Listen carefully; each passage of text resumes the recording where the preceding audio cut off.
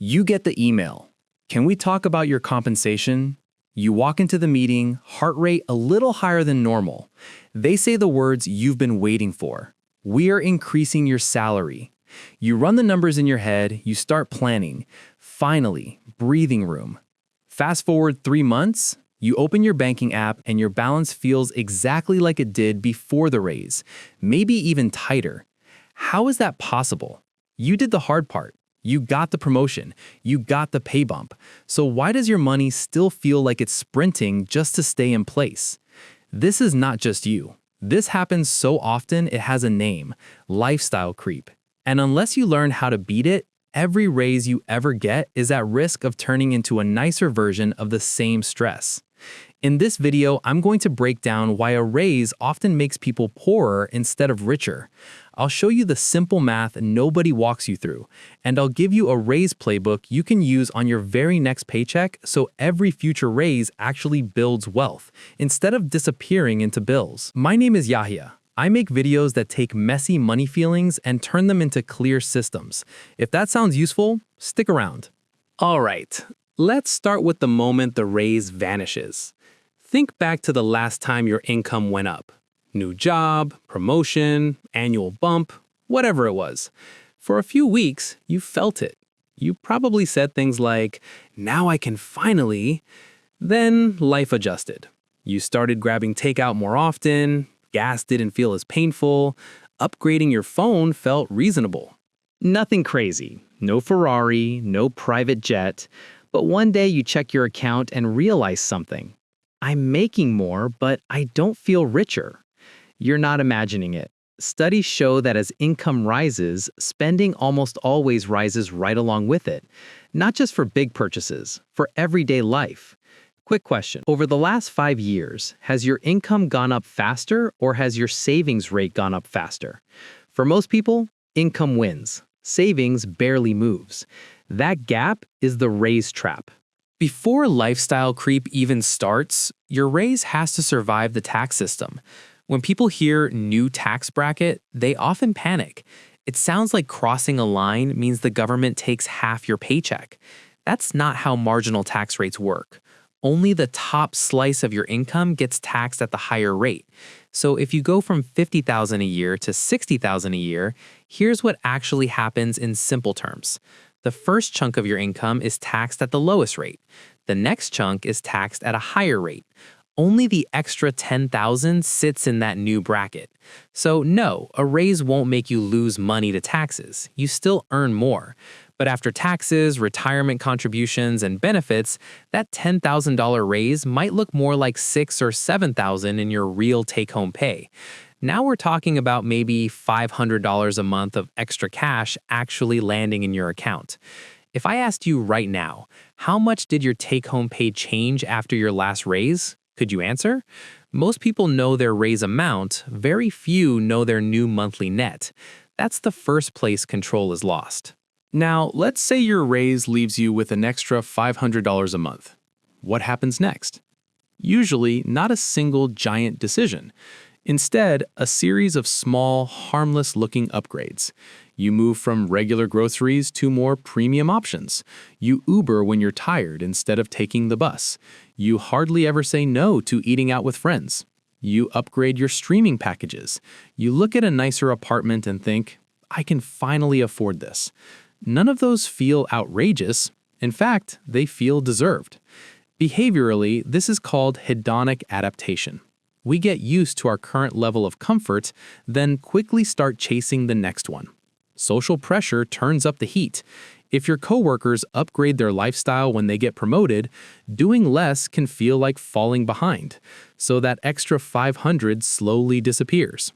$120 more on food, $80 more on subscriptions and apps, $150 more on transportation and convenience, another $150 or $200 on housing or a car upgrade. Suddenly, your new monthly costs are up by roughly the amount of your raise. If your boss took away your raise tomorrow, would your current lifestyle still be affordable? Or would you be scrambling? If you'd be scrambling, the raise didn't build a buffer. It built obligations. Let's put real numbers on this. Say you were making $50,000 a year and get bumped to $60,000. After taxes and deductions, let's say you see around $6,500 more in your account over the year. That's about $540 a month. Scenario A. You let lifestyle creep handle it. Your recurring spending rises by $500 a month. You feel a bit more comfortable. You save maybe an extra $40 a month at best. At the end of the year, what do you have to show for a $10,000 raise? Not much you can point to. Scenario B. You decide in advance that 50% of every raise goes straight to building wealth. You take that same $540 and automatically send $270 into investments or extra debt payoff. The other $270 can go to lifestyle and savings upgrades. Now zoom out.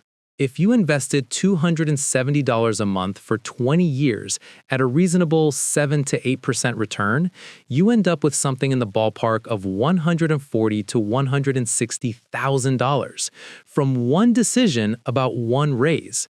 The difference between my raise vanished and my raise built six figures is not the size of the raise, it's the plan. So let's turn this into something you can actually apply. Here's a rule I want you to try. The Raise Allocation Rule. 50, 30, 20 for raises. 50% of every raise goes to long-term wealth. That means investing in extra debt payoff. 30% goes to strengthening your base. Emergency fund, sinking funds, catching up on essentials. 20% is your guilt-free lifestyle upgrade. This is the fun part. You should feel some of this raise now. Back to that $540 a month. Roughly $270 goes straight to investing or debt payoff. Around $160 goes to savings and your safety net. About $110 goes to lifestyle upgrades you actually enjoy. That way, your future self gets paid, your safety net gets stronger, and present-day you doesn't feel punished. Think about your last raise.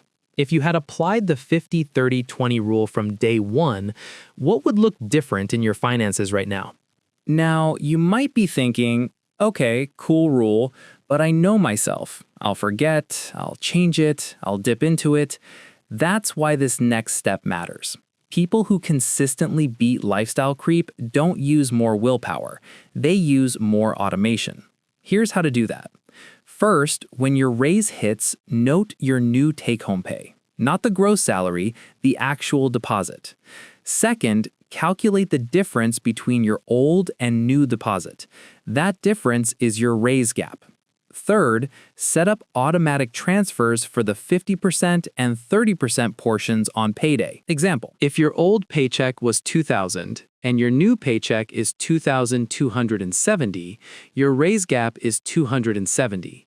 You might set an automatic transfer of $135 to your investment account, $80 to your savings or emergency fund. You leave $55 in checking for lifestyle upgrades. If your employer or bank allows direct deposit splitting, you can route those amounts straight from payroll. If someone stole your phone tomorrow, would your saving and investing still happen automatically, or would everything stop until you remember to do it manually? If it all stops, your system is fragile. Make the system do the work so you don't have to be perfect. Let's wrap this with a picture of two futures. Future you number 1 spends every raise. Each year your income climbs, each year your lifestyle climbs with it. 10 years from now, you're making much more on paper, but your stress level feels basically the same. You still need every paycheck. Your emergency fund is thin. Retirement still feels far away. Future you number 2 captures every raise with a simple rule. You don't have a perfect budget, you don't track every coffee, but every time your salary goes up, your savings and investments lock in a bigger slice. 10 years from now, you don't just earn more, you own more. You have real investments. You have a real buffer. You have the ability to say no to things that don't serve you. Same career, same promotions, same raises. 2 completely different outcomes. The raise was never the problem. The lack of a plan was. You worked hard for that extra money. You dealt with the stress, the performance reviews, the pressure. You deserve more than same life, nicer stuff. From now on, Every time your income goes up, ask yourself one question. How much of this raise will future me keep?